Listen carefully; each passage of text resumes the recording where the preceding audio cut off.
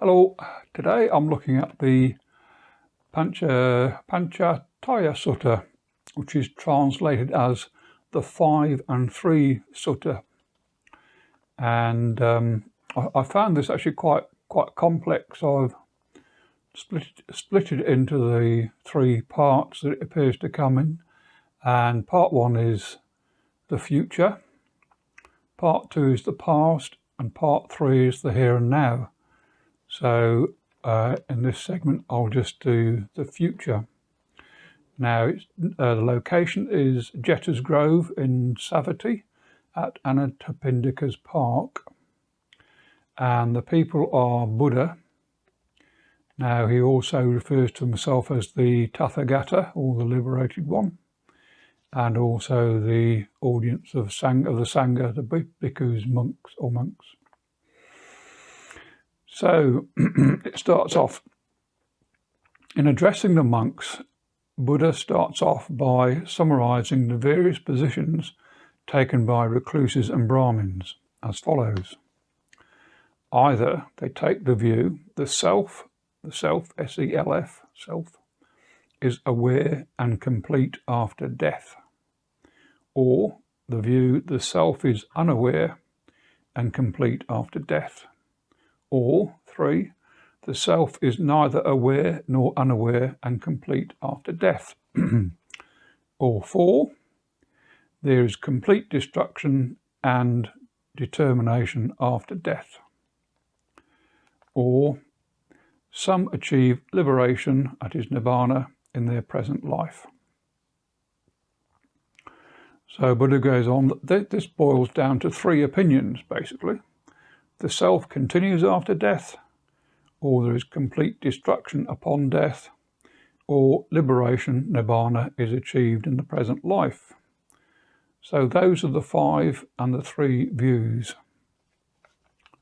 To expand on those that believe the self continues after death, that the self has, and there's another sort of list description, the self has form, or the self has no form, or the self is both, or the self is one or many, or the self is measurable, or it is infinite, and that's the self after death. Or a few say that the self after death is immeasurable and completely tranquil, and the word used is unperturbable. So that sort of is the statement of, or summary of, how Buddha views other folks' view of the self. And the sutta then continues, the Tathagata, i.e. the Buddha, understands this thus. So this is Buddha speaking.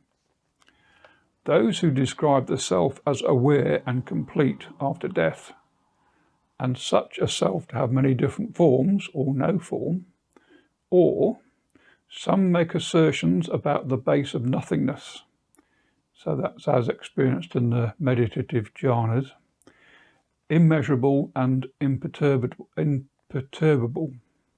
There is nothing is declared to be the best of perceptions, but this perception is gross and conditioned, for there must be awareness of the no-thing state, or the nothing state. Buddha concludes this part by saying, having known there is perception, seeing the escape, the Tathagata has gone beyond this, i.e. in thinking of nothing requires thought, so it can't be the purest, best and unsurpassed of perceptions, is my comment on that. And the other recluses, so Buddha continues as the Tathagata, and the other recluses who describe the self as unaware and complete after death, without or with form, they criticize those recluses who describe the self as aware, because they say perception is a disease, a canker. It is non-perception that is peaceful and sublime.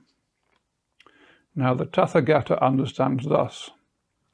Those recluses who describe the self as unaware and complete after death say that separately from the five aggregates, that is feelings, perceptions, material form, I shall describe the coming and going of consciousness, its passing away and reappearance.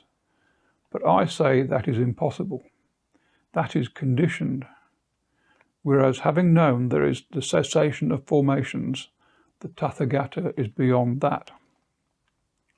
So those recluses also agree that perception is a disease and non-perception is an hallucination.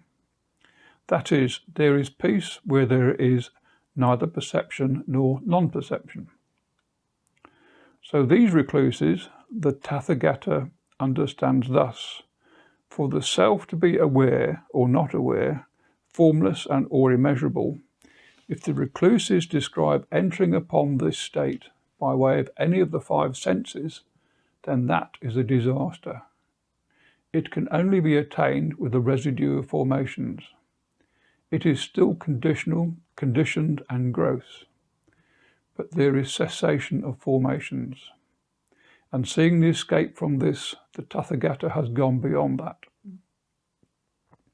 And, bhikkhus, continues Buddha, those recluses who describe complete annihilation at death criticize those recluses who describe the self as aware and complete after death. And they criticize those recluses who describe the self as unaware and complete after death. Why?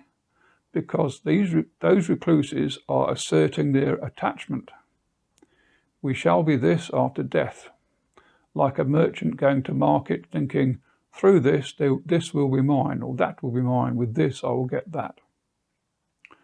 So the Tathagata understands this as follows: those recluses who describe the annihilation of an existing being keep running around and circling that identity, just like a chained-up dog keeps running around the same pillar or post that it is chained to. This is conditioned and gross. But there is cessation of formations, and having known there is this, seeing the escape, the Tathagata has gone beyond that. So, bhikkhus, Buddha concludes, any recluses who speculate about the future all assert one of these five bases. So that's the end of the part about a speculation about the future. So I don't think in there Buddha is expressing a view of the self, but is sort of sketching out other people's views. And Buddha has gone beyond all of that. Anyway, thanks for listening. Cheers.